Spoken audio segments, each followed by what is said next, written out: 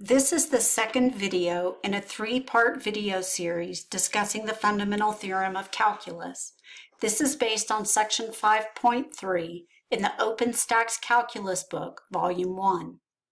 In this video, the second of the three-part series, we're going to talk about and prove the fundamental theorem of calculus. In many ways, Part 1 is the more difficult of the two to understand. Part 2 is the part that we use on a daily basis from this day forward. Part 1, however, only comes up on occasion. When we're looking at this, let's first read it and then we'll go through and prove it. While proving it, I'll give you some pictures to give you an understanding and a feel for what it means. The fundamental theorem of calculus is a very powerful theorem. It's going to give us the relationship between derivatives and integrals. It also will let us compute definite integrals without resorting to Riemann sums for approximations or geometric formulas for circles, rectangles, and triangles for calculating areas. The theorem has two parts, Part 1 and Part 2. This video, we only cover Part 1. Here is the statement of Part 1. If the function f of x is continuous over a closed interval from a to b, and we define a different function, uppercase letter f of x, as the definite integral from x equal a to x of f of t dt, then the derivative of the uppercase letter function with respect to x is equal to lowercase letter f of x over the closed interval from a to b. Now this is a very strange sort of notation where one of our limits of integration is not actually a constant but is instead a variable x, the same variable that appears in the original function continuous over the closed interval. Remember, however, that for each value of x, a definite integral does return a finite real number. If we can do this, this will produce another function for every value of x. When we take the derivative of that function, we get back to the original function. This gives us the relationship between differentiation and integration. It also guarantees that provided the function is continuous, that it must have an antiderivative. In other words, the antiderivative is uppercase letter f of x, since the derivative of that function gives us back the original lowercase letter f. Now we want to prove the fundamental theorem of calculus, part 1. Let's consider the graph that I've drawn for you here. Let's suppose that we have a continuous function, lowercase letter f of x. We know that we want to start at the value x equal to a, but we don't know where we want to stop. How could I, instead of having a fixed closed interval, still talk about the area if I don't know how far I want to go? Let's compute some different areas and compare their values. First, let's suppose that I decided I would stop at the location B1. If I stop at B1 and I put onto my graph some dashed lines which represent the area under the curve f between it and the x-axis from A to B1, what would you get? That's correct. I would get the area that you see here. If I were to take that of course would represent A1, area 1. Let's suppose I want to do the same thing, but now I want to extend to a different x value, B2. I can put another dashed line to represent the vertical line x equal B2, and now I can compute that area. Let's change the color. If I change my color to blue, and I were now to shade in this region, do you see that I am including the entire lime green region that consisted of just the area A1? This will give me my next area, which I could call A2, which of course extends across the whole region. It looks like I need a different color. Now you can see that this area is the area A2. I could continue this process indefinitely. I could keep going until I reach some arbitrary value out there somewhere at some unknown point, and I want to keep going to find the area from x equal to a up to that arbitrary x value. We can represent that on the graph we have now with this question mark.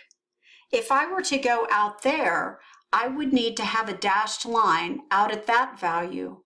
Putting on my vertical dashed line at the unknown x value, this would give me a different area. Let's shade this area now, and we'll choose a different color for it. If I were to shade this area, you can see that it includes A1 and A2, but it also includes another part of the area that is not included under those two different area values. This would give me the final area, and we could call this one A star. In this sense, the area at A star represents the area under the curve f between x equal a up to an unknown x value here that you see on the right. Since A star depends on where I stop or what x value I choose here, that means that A star, that area, is itself a function of the variable x where I chose to stop. It also represents the net area under the curve between x equal a and that arbitrary value of x. In other words, the x-axis, x equal a and x equal x, and the function provide the boundaries. In this case, we want to switch the independent variable to something else so it's not confusing. But remember that when you have a definite integral, the variable that you use inside the definite integral does not matter, because the definite integral gives you a finite real number representing the area between the curve and the x-axis. The variable in the differential does not matter. It's just a dummy variable. Now we're going to write the area of A star using the definite integral formula. The area of A star of x must be equal to the definite integral from a to x of f of some variable which will represent a dummy variable. In previous videos, I used a heart and a star and x. In this case, we'll use t, because t is not being used for the x value. Notice that a is the left endpoint of the interval, and x is the unknown value of x where I intend to stop. The variable used in the differential dt and inside the function are arbitrary. For any given value of x, these will disappear and I'll get a finite real number. In other words, A star represents the area function for lowercase letter f of x. If we think about it, this function then must in fact be continuous over the closed interval from a to b. If we take a look at this now, let's start proving the fundamental theorem of calculus, part 1. We need A star of x in order to do this. Since it would not be possible for these areas to skip any real number between their values, we know that the area function itself must in fact be continuous. We know, however, that it also must be differentiable because we can integrate it. In this sense, then, we can start with the assumption that the area function for lowercase letter of f is continuous on the closed interval from a to b and at least has a derivative over the open interval from a to b. Let's write that now. Because we know that this function must be continuous on closed a to b and differentiable on open a b, we are now able to write the following. Since the function area star of x is equal to the definite integral from a to x of the function, we can take the derivative with respect to x of both sides. The fundamental theorem of calculus part 1 then states that the derivative of the area function will in fact give us back lowercase letter f of x. That is, that the area function itself is one of the antiderivatives of the function f on the closed interval from a to b. This is the fundamental theorem of calculus part 1, that the area function is one of the family of functions that serves as an antiderivative for lowercase letter f of x. Let's see how we prove this. I will warn you that the proof of part 1 is rather difficult to follow and is long, so you may want to pause the video and grab some extra paper and maybe something to drink. When we're looking at this, let's take a look. First thing we want to start with is the derivative of the area function. We've been writing our area function as a star of x. Now we want to let a star of x simply be a of x, the area function. We're going to write a prime. This would be the derivative of a with respect to x. We can use the definition of the derivative that we learned way back in chapter 3 to write down what this must mean. Do you remember the 3 definitions for the derivative? There are 3. They're all limits. That would be, for the mathematician's favorite version, the limit as h approaches 0 of a of x plus h minus a of x all divided by h. That is the formal definition of the derivative. Let's take a look at what this might mean on the picture that we had above. Let's suppose again that we are going to start at the value x equal a and go to some arbitrary x value. First, we assume that h is greater than 0. The proof for h less than 0 is very similar, and we will not do it here. Just past x, then, there must be some x plus h coordinate. What would the area at x plus h represent? That would be this part here. That would be the area starting back here at x equal a and extending up to x plus h.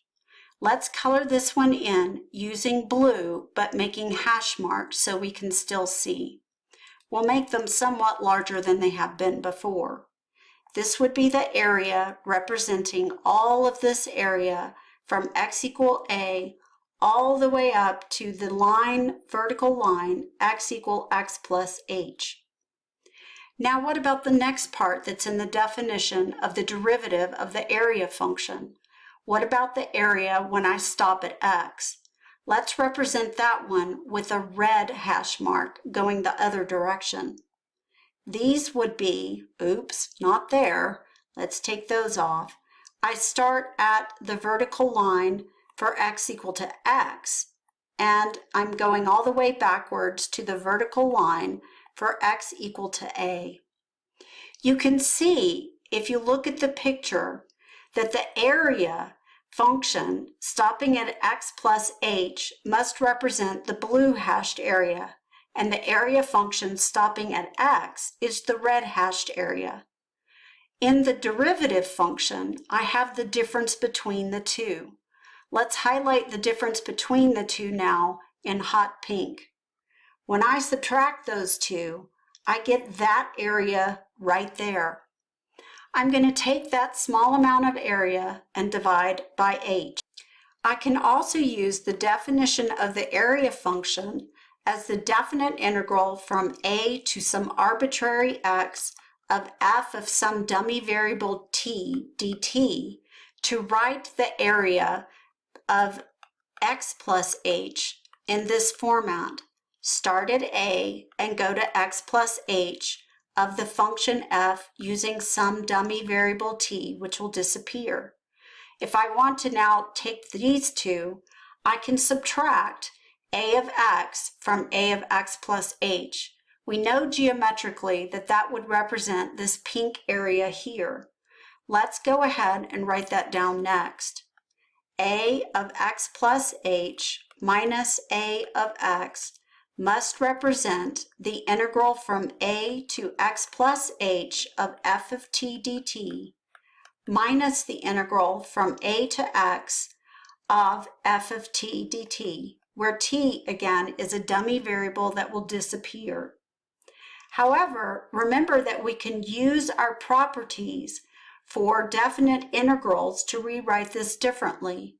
From the picture and also from the definition of the properties of a definite integral, this must mean that the pink area is the definite integral from x to x plus h. Writing that down, this must represent the integral from x to x plus h of f of t dt. Again, t is a dummy variable that will disappear. X and x plus h represent real numbers that we simply haven't picked yet. Now that we have rewritten a of x plus h minus a of x as the definite integral from x to x plus h and representing this pink area here on the curve, we can also now realize that because x to x plus h is a closed interval and the function, by assumption, is continuous on it, that we can apply the absolute or extreme value theorem. That means that somewhere on this closed interval, there must be both an absolute maximum y value and an absolute minimum y value. It could occur at the left endpoint x or the right endpoint x plus h, or at some critical value between x and x plus h. Since we know that we can use the absolute value theorem, we'll let lowercase letter m represent the absolute minimum y value on the closed interval x to x plus h, and uppercase letter m represent the absolute maximum y value. Now we can write an inequality that happens to represent the relationship between the area and those values. This is from one of the theorems towards the end of section 5.2. This lets us write the following. This means that since the area function represents area under the curve, and it is now bounded because of the absolute value theorem, that we know that we can take the minimum value times the length of the interval, b minus a, and the maximum value times the length of the interval, b minus a. And the area in between must represent the area under the curve. However, we can simplify x plus h minus x as simply h. This lets us now write that the minimum value over that closed interval from x to x plus h has to be the area between, must be between m times h and uppercase M times h. In other words, the area of the smallest rectangle and the area of the largest rectangle provide boundaries for the area under the curve, just as we saw in the extreme value theorem. Our next step is to take all three parts and divide them in turn by h. That means I'll have the minimum value over the closed interval divided by h less than or equal to the area in that closed interval, which is represented by a of x plus h minus a of x. Remember, this is that pink area, divided by h, which has to be less than or equal to the absolute maximum over the interval times h divided by h. On the far left and the far right of the interval, we can of course cancel out the h's. In the center, you may not cancel the h because the only thing that cancels are factors. Binomials do not cancel parts of themselves. Either the whole binomial goes x plus h or none of it. In fact, this isn't really here since it is a part of the function notation. Don't ever make the mistake of trying to reduce these h's. In the next step, what we want to do is take the limit of these three parts. Rewriting the inequality without the h's on the left and the right, we now have the following inequality: that the area divided by the width of the interval h must be between the absolute minimum y value and the absolute maximum y value on that interval. This is guaranteed by the absolute value theorem. Now we want to take limits of all three parts. This leads to this limit that you see here at the bottom. We have the limit as h goes to 0 of the minimum value over the closed interval from x to x plus h less than or equal to the limit as h goes to 0 of a of x plus h minus a of x divided by h, which must be less than or equal to the limit as h goes to 0 of the absolute maximum value over that interval. It is tempting at this point to want to say that the absolute values must be constants, and thus we can simply replace the left limit and the far right limit with their constant values. However, this is not quite the case. As h goes to 0, what happens to the picture? Let's scroll up and look at the picture again. If you look at the picture, can you imagine what would happen if this line here at x plus h got closer and closer to x? In other words, x is fixed, the orange x is fixed and not moving. But if h is getting smaller and smaller and going to 0, then the vertical line at x plus h is moving. It's moving to the left and getting closer to x. Because it's getting closer, it's changing what the absolute maximum and the absolute minimum values are, since this is going to change where they can possibly be on the function. In other words, if h changes, then the absolute maximums and minimums from x to x plus h also change. That means that in the limits, we cannot get rid of the limit. However, if you think about it, the closer that h gets to 0, the closer the minimum and the maximum over this interval must be to each other. As h approaches 0, it must be that this interval approaches something infinitely thin, and the maximum and the minimum over that interval must be getting close to one another. In other words, we could write the following.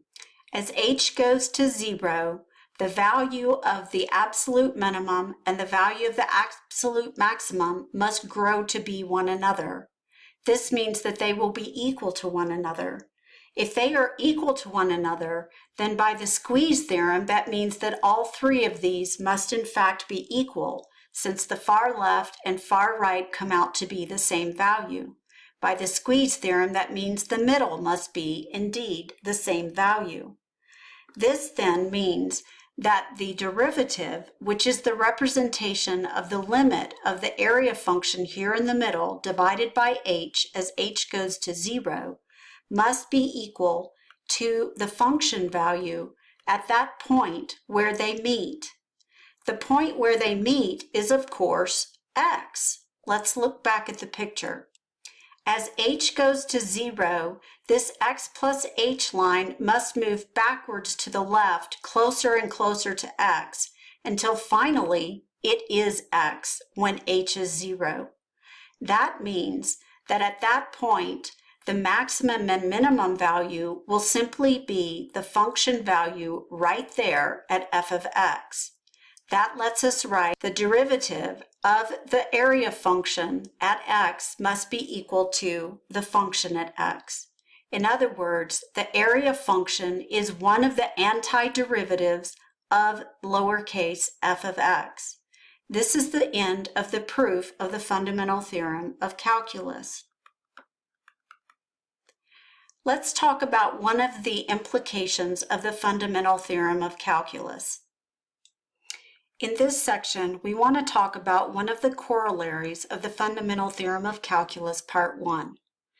This is not actually formally stated in the textbook. It is in there in one of the examples, but it is not formally stated. This would be an example 5.18 and 5.19. However, I think it's important to state it formally for you.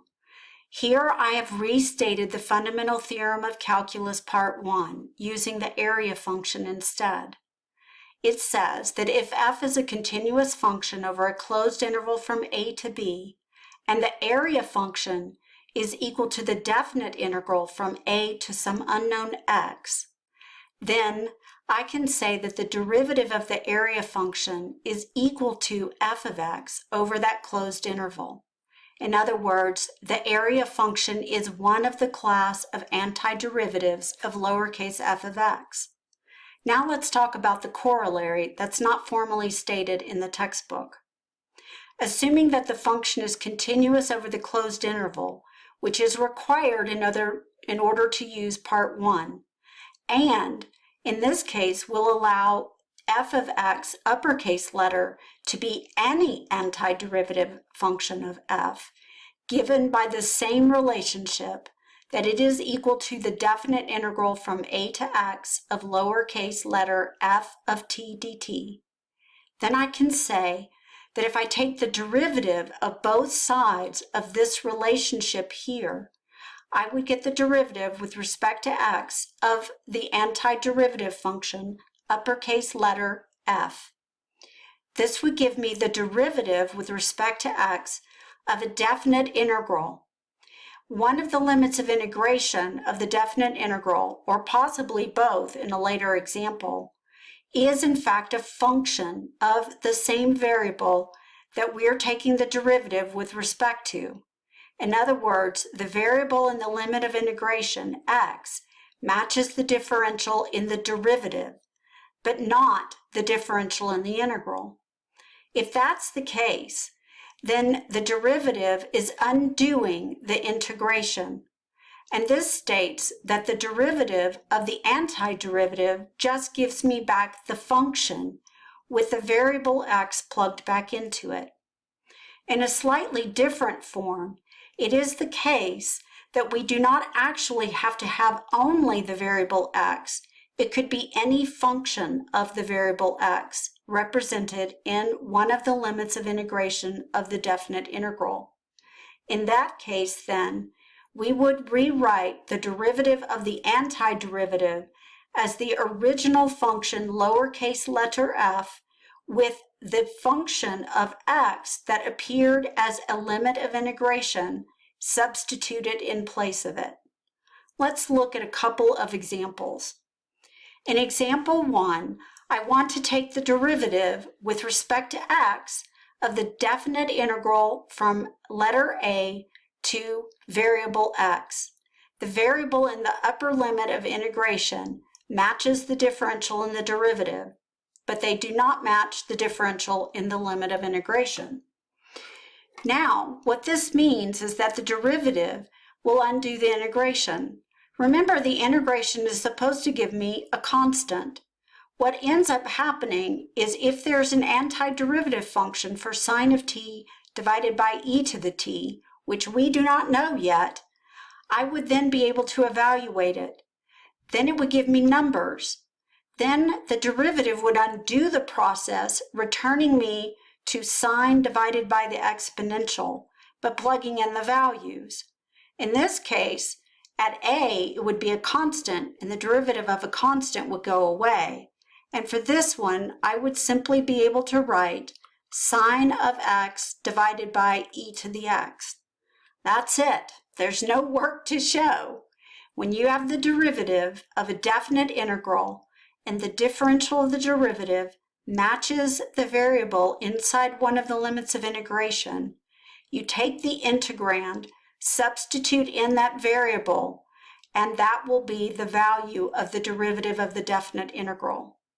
Let's look at a slightly more complicated example. In example 2, you can see that we do have the derivative with respect to x of a definite integral.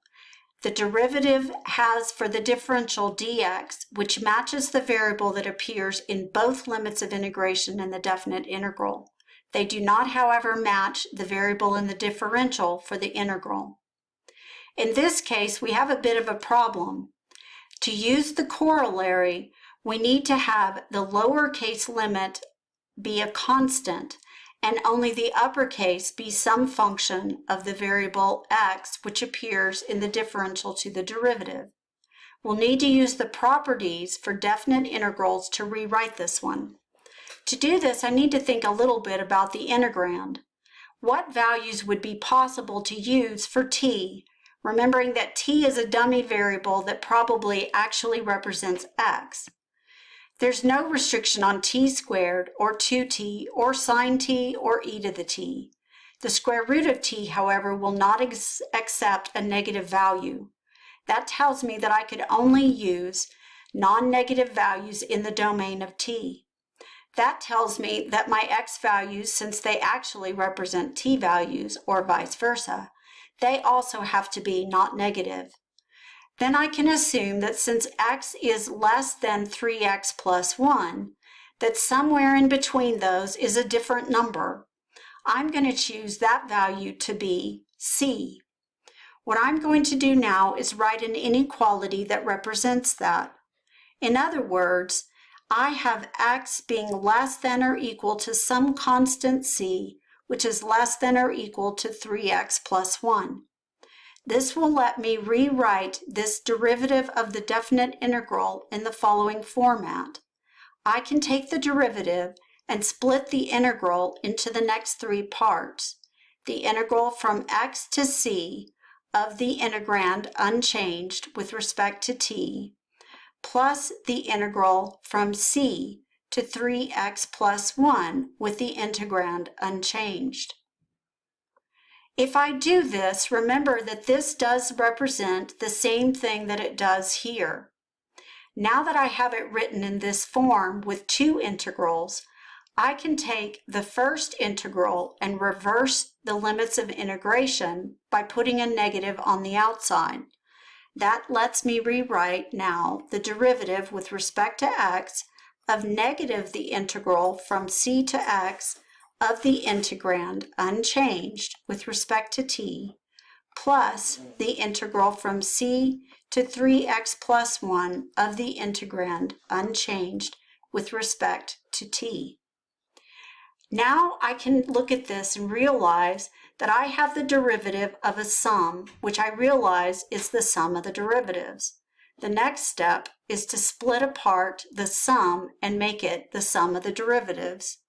This would lead me to write, and I can pull the negative now as a constant completely outside, which would allow me to write the following.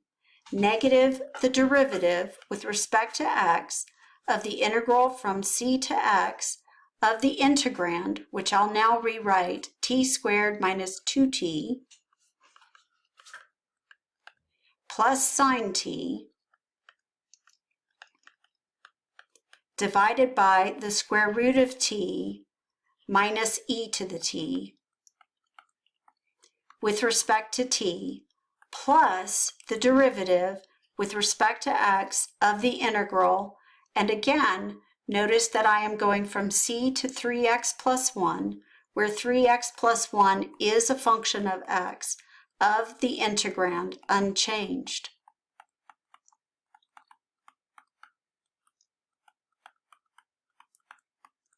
Once I have it in this form, I can use the corollary.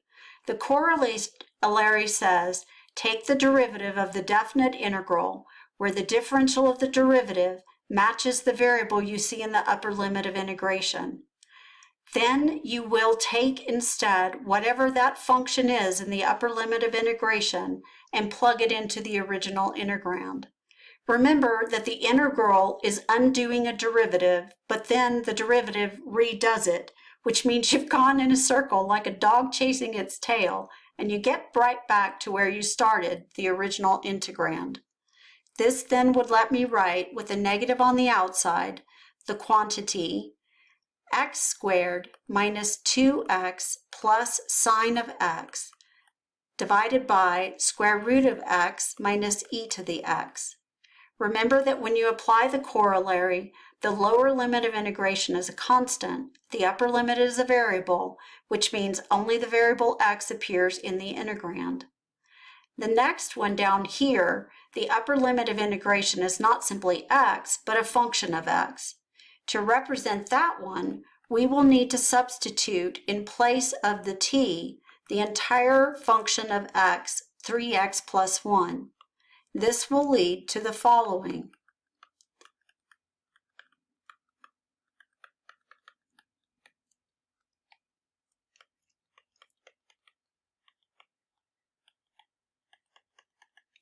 This is a relatively complicated problem.